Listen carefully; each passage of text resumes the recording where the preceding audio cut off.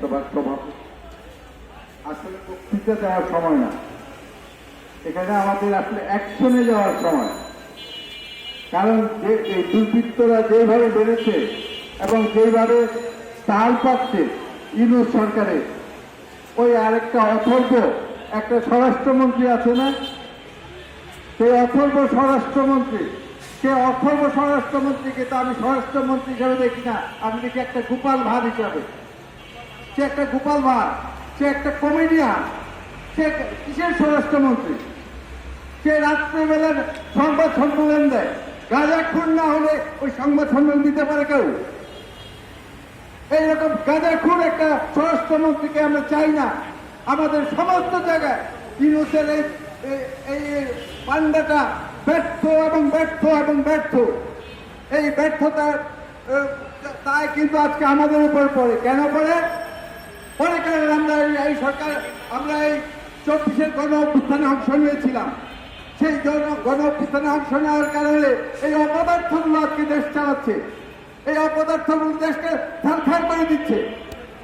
আজকে 71-এর পরাজয় শক্তি যারা জামাত শিবির রাজাকার, তারা আজকে দেশ শাসনের স্বপ্ন দেখছে। তারা ইউনূসের সলা পরামর্শ দিচ্ছে, কিন্তু তাদের কথা চলছে। এর চেয়ে ব্যর্থতা, এর চেয়ে অযোগ্যতা কি হতে পারে? আজকে ইউনূস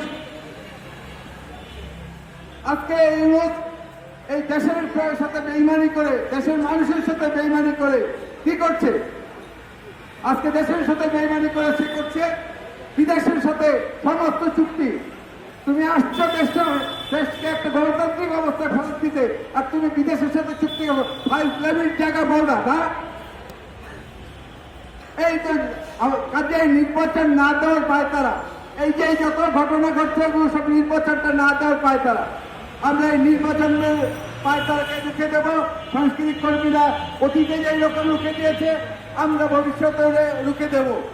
এই যে এই অবস্থায় আজকে একটু পরে গণতান্ত্রিক সাংস্কৃতিক ঐক্যের উদ্যোগে গণতান্ত্রিক সাংস্কৃতিক ঐক্য উদীচীর সাথে নিয়ে আমাদের গণতান্ত্রিক সাংস্কৃতিক ঐক্য, এই উদীচীকে সাথে নিয়ে গণতান্ত্রিক সাংস্কৃতিক কর্মীরা আরেকটি সমাবেশ এবং মশাল মিছিল করবে।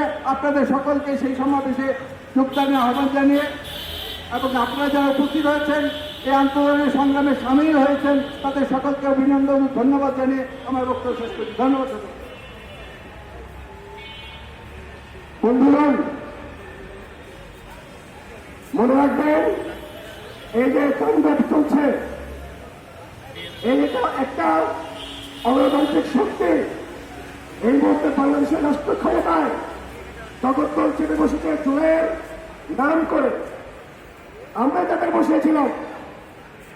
বন্ধুগণ, এই অগণতান্ত্রিক পরিস্থিতি যত প্রলম্বিত করা যাবে, ততই এই অন্ধকারের শক্তি তাদের শক্তি বৃদ্ধি করবে, তারা ক্ষমতা উপভোগ করবে। সুতরাং তারা চাইছে নির্বাচন বানচাল করে দিয়ে এই অগণতান্ত্রিক পরিস্থিতিকে তারা অব্যাহত রাখছে। ফলে আমরা দাবি জানাচ্ছি এখান থেকে অবিলম্বে বাংলাদেশের সমস্ত মানুষ সতর্ক থাকবেন।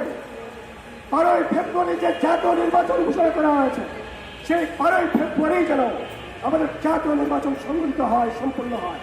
কোন টাল বাহানা যেন এই দেশে আর কাজ না করে, এবং ইউনূস সরকারকে বাধ্য করতে হবে যত জ্বালাও পোড়াও, যত তাণ্ডব এই অন্ধকারের শক্তি করুক না কেন, 12ই ফেব্রুয়ারির জাতীয় নির্বাচন যেন কোনোভাবে বানচাল করে না হয়। বন্ধুগণ, সেই সঙ্গে এই দাবি জানাই আমাদের কমরেড জুলাইয়ের যোদ্ধা শরীফ ওসমান হাদির খুনিদের যেন গ্রেফতার করা হয় এবং এই হত্যাকাণ্ডের জন্য অবিলম্বে বিচার করা হয়।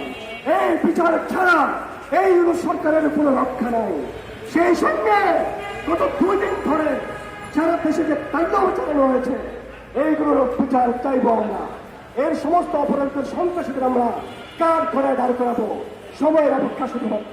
প্রিয় বন্ধুগণ, এই পর্যায়ে বক্তব্য রাখছেন ও এই পর্যায়ে